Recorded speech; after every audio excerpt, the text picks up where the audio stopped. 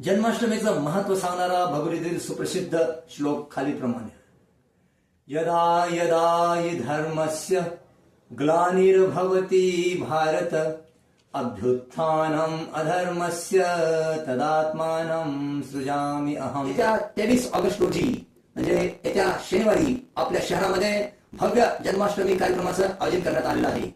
या कार्यक्रमामध्ये श्री श्री राधाकृष्णाचा दिव्य अभिषेक, कीर्तन, प्रवचन, 56 भोग अर्पण आणि सर्वांसाठी चरणामृत आणि प्लेट भरून महाप्रसाद प्राप्त होणार आहे।